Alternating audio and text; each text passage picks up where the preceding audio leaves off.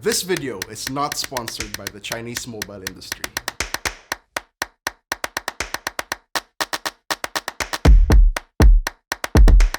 Whenever there's some news about a new smartphone released from a Chinese company, you're guaranteed to see comments like these. And if you are one of these people in these comments, well, hello friends, this video is for you. So what is the deal with these smartphones from Chinese brands? Well, for one, they can be cheap. And I don't mean cheap as in they're of inferior quality necessarily, but cheap as in literally cheap, as in they cost less. Perhaps the best example of this is a brand we all know, Xiaomi. Xiaomi is a regular disruptor of the smartphone landscape at all segments of the market, be it with entry-level phones, mid-range phones, or even flagship phones. I'm sure pretty much anyone has heard of the Pocophone F1 at this point. Yeah, Xiaomi was behind that product. And you might be arguing that it was cheap because while it did have the flagship internals and good cameras, it had a non-premium build and an IPS screen. But this is a rare occasion. Look at phones like the Mi 9 or the Redmi K20 Pro. These are bona fide flagships with fancy features like AMOLED screens, pop-up cameras, and wireless charging, while still being tens of thousands of pesos cheaper than the iPhones and Samsung Galaxy S's and Notes of the world.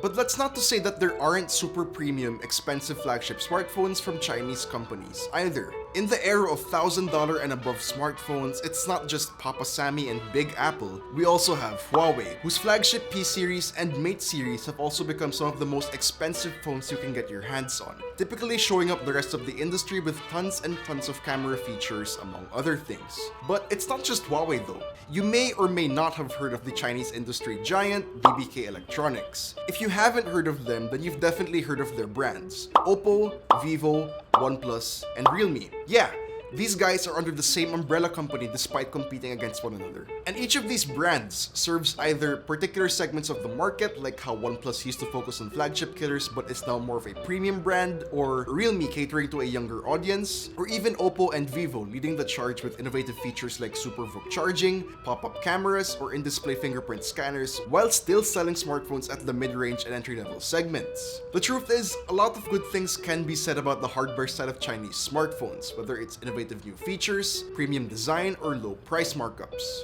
But of course, we gotta talk about software. Depending on where or how you acquire your Chinese smartphone, it may come preloaded with a China ROM. Simply put, the version of the OS built specifically for the Chinese market. And this may pose some challenges to the end user, such as the system language being set to Chinese by default or not having the Google Play Store pre-installed. If you do happen to get a phone with a Chinese ROM, you will have to actually flash the global ROM so you get access to the features you're used to, such as the Google Play Store. But in the case of Huawei, their latest phones, despite having the global versions available, don't officially support the Google Play Store. We've covered that topic quite a lot already, so we won't really get into it. But the elephant in the room that we need to address: security. Are you really more vulnerable if you use a Chinese smartphone?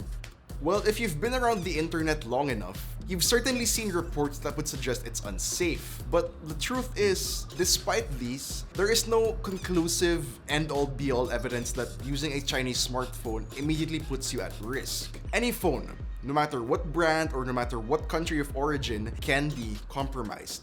And a reasonable chunk of the risk can definitely be attributed to user negligence, like downloading apps from sketchy third-party websites, not employing proper security measures like two-factor authentication, and such. And even if you could argue that you're using a non-Chinese smartphone, so you claim you're not at risk, what makes you think that the other devices your phone is interacting with are not Chinese-made, such as the equipment in cell towers, Wi-Fi routers, computers, your car's Bluetooth system, and more? What I'm saying is, at best, it's likely that your data is generally safe if you decide to use a Chinese smartphone. And at worst, you aren't really that much safer if you go for a Korean or American branded smartphone.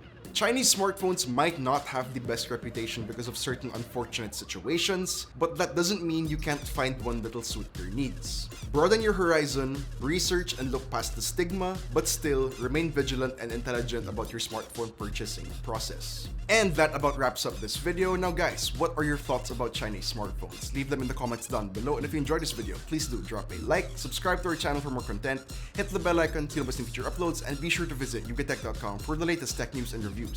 This has been Joey, and I'll see you guys in the next one.